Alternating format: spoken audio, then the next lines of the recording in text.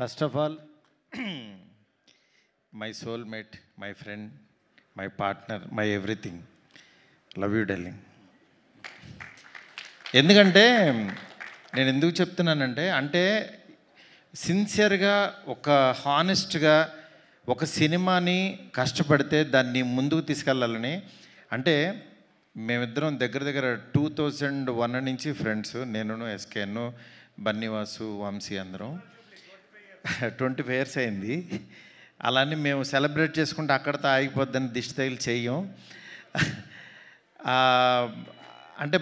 మా జర్నీ అని కాదు, తను ఇదివరకు అంతా మీకు ఇప్పుడు ఎస్కేఎన్ ఇట్లా తెలుస్తున్నాడు, కానీ మా ప్రతి సినిమా ఆడడానికి కారణం బిహైండ్ ఎస్కేఎన్నే ఉండేవాడు.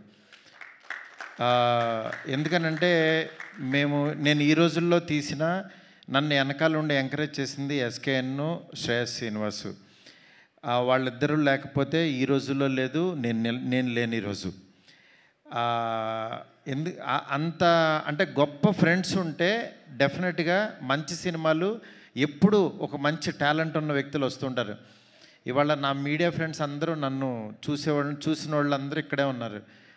మావాడు ఇక్కడ ఉన్నాడు, అందరూ నాగేంద్ర గారు కానీ అందరూ, శివ, ఇట్లా ప్రతి ఒక్కళ్ళు. ఈరోజు నేనేదో బ్యూటీ ఫంక్షన్ జరుగుతున్నట్లేదు, ఇది ఒక ఎమోషనల్గా టర్న్ అయిపోయింది ఇక్కడ.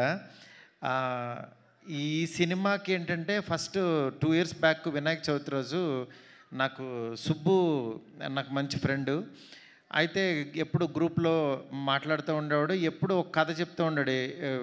కథ ఆయన క్రైమ్ స్టోరీలు చెప్తూ ఉండేవాడు. కాబట్టి ఎప్పుడు నాకు చెప్పినప్పుడల్లా మీ దగ్గర ఈ పాయింట్ ఉందండి, ఆ పాయింట్ అల్లండి, ఆ పాయింట్ అయితే కనుక నా దగ్గరికి రండి అనేవాడిని.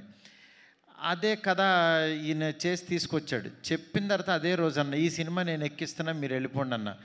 అసలు సుబ్బుతో సినిమా ఏంటి, సుబ్బు కథ ఎక్కించడం ఏంటని మా గ్రూప్లో ఫ్రెండ్సే చాలామంది యాక్చువల్గా అసలు సుబ్బు కథ చేయడమే రాదని చాలామంది, ఎందుకంటే సుబ్బు అలాంటి కంటెంట్ ఇచ్చేవాడు, అందువల్ల సుబ్బుని ఎవరో నమ్మేవాళ్ళు కాదు. ఎందుకంటే ఆయన మాటలు కానీ ఆయన చేతలు వేరు, ఆయన మనసు వేరు.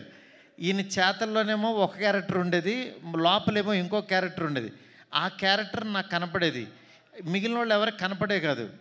ఆయన చూస్తేనేమో లారీ డ్రైవర్ లాగా ఉండేవాడు, అంత సాఫ్ట్ క్యారెక్టర్ కథ ఎలా వేసేవాడు ఈయన, ఇంత బ్యూటీ అని ఎలా రాస్తాడు ఇతను, కోకిల్ అనే టైటిల్ పెట్టి ఆయన ఆహార్యానికి దానికి సంబంధం లేదేంటి అనుకునేవాళ్ళు.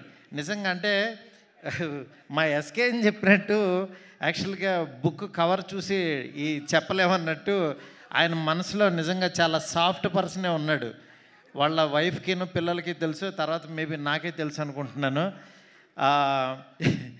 అలాంటి ఒక గొప్ప కథని, ఇద్దరు ఆడపిల్లల తండ్రిగా అతను ఇన్సైడ్ ఆ ఫాదర్ ఫీలింగ్ని ఎగ్జాక్ట్లీ పేపర్ మీద పెట్టి చెప్పాడు. చెప్పిన తర్వాత ఈ కథ ఎక్కాలనంటే అవతలోడు కూడా ఒక ఫాదర్ అయి ఉండాలి, అతను కథ వినేవాడు కూడా. వెంటనే నేను నిమ్మగల ప్రసాద్ గారు, అప్పుడే మేమేదో మాట్లాడుకుంటున్నాం వేరే దాని గురించి, ఆయన దగ్గరికి పంపించా. ఆయన చాలా ఎగ్జైట్ అయిపోయాడు, నిజంగా చాలా అద్భుతంగా ఉంది సినిమా, సూపరు, ఇది సార్ అది సార్ అని చెప్పారు. చెప్పిన తర్వాత మళ్ళీ కూర్చుని యాక్చువల్ నిమ్మగల ప్రసాద్ గారికి నచ్చింది, ఎక్కిస్తున్నామని చెప్పాను. దాని తర్వాత ఒకసారి దీనికి చాలా ఇన్సెక్యూరిటీ. ఫస్ట్ అసలు కథ కంటే పక్కనోడు మన గురించి ఏమనుకుంటున్నాడు, డైరెక్షన్ డిపార్ట్మెంట్ నమ్మడు, ఇంకెవరినే నమ్మడు ఆయన. ఇంట్లో వాళ్ళ వైఫ్ కూడా ఏంటి పక్క రూమ్లోకి వెళ్ళింది, ఏం మాట్లాడుతుంది అని ఇట్లా ఎక్కువ పాపం ప్రపంచంలో ఎక్కువ దెబ్బలు తినేసి, లారీ దెబ్బలు తినేసి ఆయనకి ఎక్కువ అనుమానం ఎక్కువ. చుట్టుపక్కల జనాలు ఏమనుకుంటున్నారు, కిందకి వెళ్ళినోడు ఏం మాట్లాడుతున్నాడు అని పైనుంచి చూడటం, ఇట్లా ఉంటుంది ఆయన క్యారెక్టర్ అంతా. ఇలాంటి దీంట్లో ఆయన మీరు పక్కన వాళ్ళు వదిలేసేయండి సార్, మీరు రండి అని చెప్పి ఆయన కూర్చోబెట్టి, నాకు మ్యూజిక్ సిట్టింగ్లో ఉన్నప్పుడు నేను ప్రసాద్ గారికి కూర్చుని ఈ సినిమాని నేనే ఒక డైరెక్టర్గా ఫీల్ అయిపోయి, నేను షార్ట్ టు షార్ట్ మాట్లాడేసి రికార్డ్ చేసుకోండి అని చెప్పేసిన తర్వాత ఆయన మళ్ళీ అబ్బా అద్భుతం గురూజీ సూపర్ అని చెప్పి నా దగ్గర చెప్పి, అలా సముద్ర బొడ్డు దగ్గరికి వెళ్ళి ఆయన కైండ్ ఆఫ్ మేకింగ్ చెప్తాడేంటి, నేను ఒక కథ రాస్తే అని చెప్పి పాపం ఆయన మనసు పంచుకున్నాడు.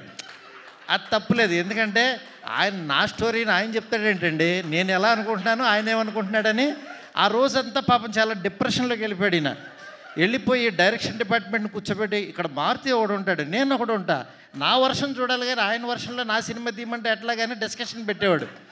ఇవన్నీ మీటింగ్ అయిపోగానే వాళ్ళు నాకు ఫోన్ చేసి చెప్పేవాళ్ళు, సార్ మీ గురించి ఇలా అంటున్నాడు.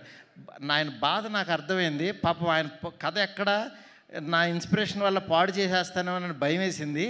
అది తప్పేం లేదు, ఈవెన్ నేను డైరెక్టర్ అయినా నేను అది ఇదవుతానని నేను పిలిచి, సుబ్బు గారు మీరేం భయపడద్దు, మీరు మాకు నిమ్మకల్ ప్రసాద్ గారికి నచ్చే సినిమా తీయాలని అంటే, పాపం మేబీ మీరు తీయలేకపోవచ్చు, మీరు ఒకసారి ఆలోచించండి అంటే ఆయనే అన్నాడు, అవును సార్ ఈ కథ మిమ్మల్ని, నాకు మీ ఫ్రెండ్షిప్ ముఖ్యం, నాకు మీరు అనుకున్న జెన్యూనిటీ ముఖ్యం, నాకు మాకు కథ లేకపోయినా పర్వాలా, సినిమా లేకపోయినా పర్వాలా, నాకు మీతో జర్నీ ముఖ్యం సార్, నేను ఈ డైరెక్షన్ ఎవరికైనా ఇచ్చేస్తాను అన్నాడు.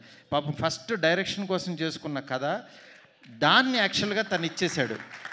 నాకు ఆ రోజు నాకు చాలా, అతనిలో బయటకు మాట్లాడే పర్సను వేరే పర్సన్ ఉన్నా సరే ఇంటర్నల్గా నాకు మారుతి గారు కావాలి అని ఒక మంచి మనస్తత్వం నాకు బాగా అనిపించి సాయికి ఫోన్ చేసి, అప్పుడే సినిమా భలే ఉన్నాడు సినిమా రిలీజ్ అయింది, సినిమా బాగాలేదన్నారు, సాయి డిప్రెషన్లో ఉన్నాడు, ఉంటే 2 రోజుల తర్వాత ఫోన్ చేసి, సాయి నువ్వు అర్జెంటుగా ఆఫీస్కి రా, ఇంకో సినిమా చేయన్నా. తను చాలా ఎక్సైటెడ్ నిజంగా. ఎందుకంటే నాకు ఎవరన్నా బాధలో ఉన్నారంటే ఫస్ట్ నాకు భయం వేస్తుంది, ఎందుకంటే ఆ ప్లేస్లో నేను ఉండకూడదని కోరుకుంటాను. అలాంటి దాంట్లో నేను ఎవరన్నా ఆనందంలో ఉన్న పబ్లో పార్టీలన్నా నేను 90% వెళ్ళను, ఎందుకంటే ఆల్రెడీ వాళ్ళు హ్యాపీగా ఉన్నారు, నేను వెళ్ళి వాళ్ళని ఏమి పెంచక్కర్లా. కానీ బాధలో ఉన్నవాడికి నాలాంటి వాడి మాట, నేను తట్టే భుజం చాలా హెల్ప్ అవుతుంది.